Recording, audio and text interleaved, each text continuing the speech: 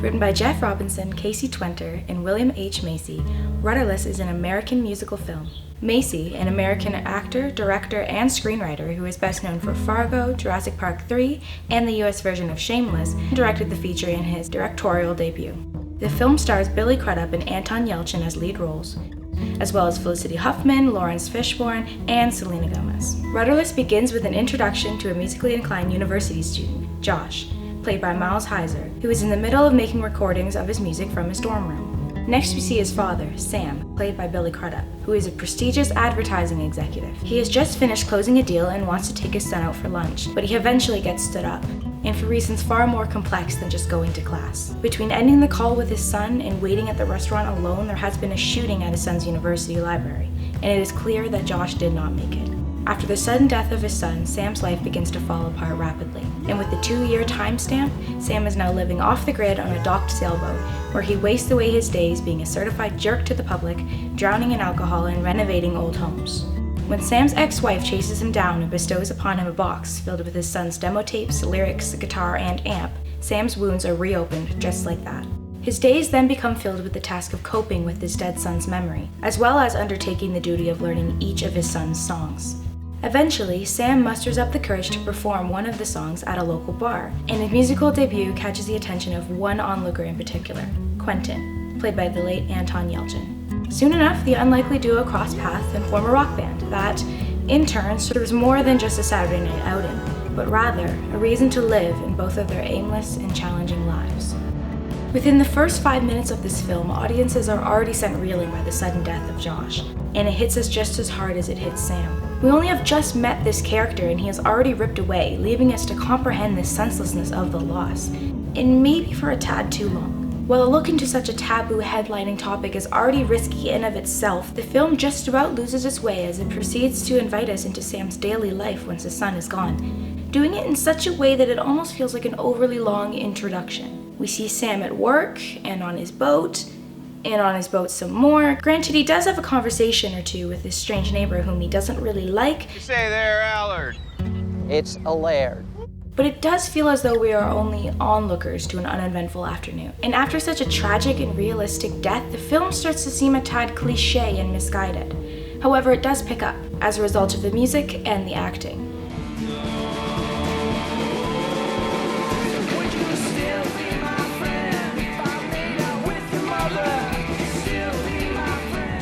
One thing that I find this film does very well is integrate the music into the film work and the storylines. The compositions in this film soar far above being the typical background music that we may expect to hear in an indie-style film.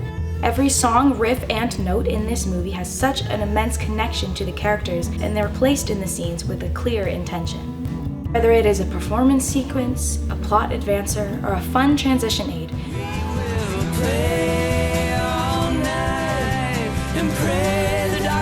don't give way to the light. I wish I might stay with you.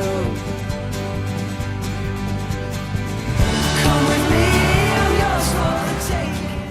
Rudderless uses its soundtrack to enhance and progress otherwise textbook film work and give the film some life. Sam's discovery of his son's tapes revitalizes him, in a sense, and I feel the tapes have the same effect on the plot. In the end, whether you like the film's storyline or not, you're left with a raw and down-to-earth soundtrack.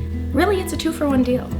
In addition to the excellent use of music, the film's acting carried it as well. Billy Crudup, who plays the role of the grieving, emotionally detached Sam, brings believability and interest to the film. Rehearse and we'll play. You're still here.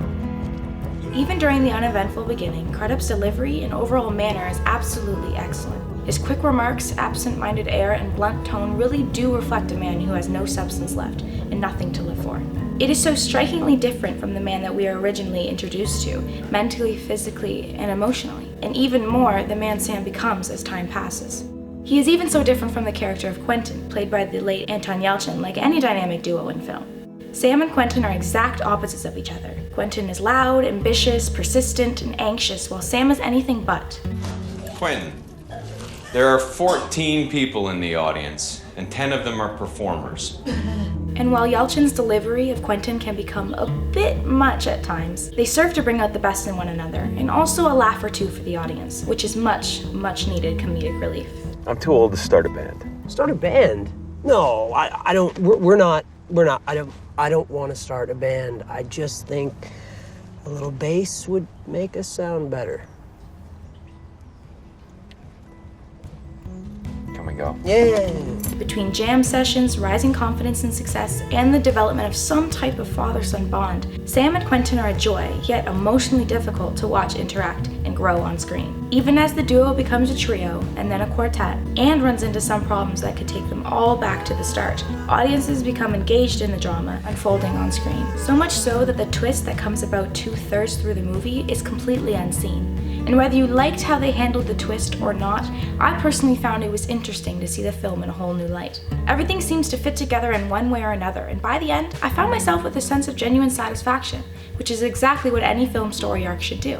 Now for the parts that make Rudderless fall a bit short. I find the brief introduction of, and return of Kate's character doesn't really seem to fit the plot. While Gomez's performance at the funeral was very by the book, I found that her following abrupt and emotional appearances may have left the audience feeling slightly confused, if not bothered. Her character seems to serve nothing but the creation of perfectly timed roadblocks, which of course would be called for if such an event were to occur so close to you, but I feel the film could have handled it better. According to Sam's wife, Sam is now living, or hiding, on a boat 2 hours away, so I was left confused as to why someone with such a hatred for Sam and his late son would continuously run into Sam at the most convenient of times. I find that the audience can appreciate the writers trying to introduce the raw and messy emotions of the other side of this tragedy, but her character seemed a little too forced to take seriously. Overall, Rudderless, written by Jeff Robinson, Casey Twenter, and William H. Macy, explores a lot of risky concepts and manages to stay afloat. The music, acting, and simplicity of this film are what makes it shine and allows us, as viewers,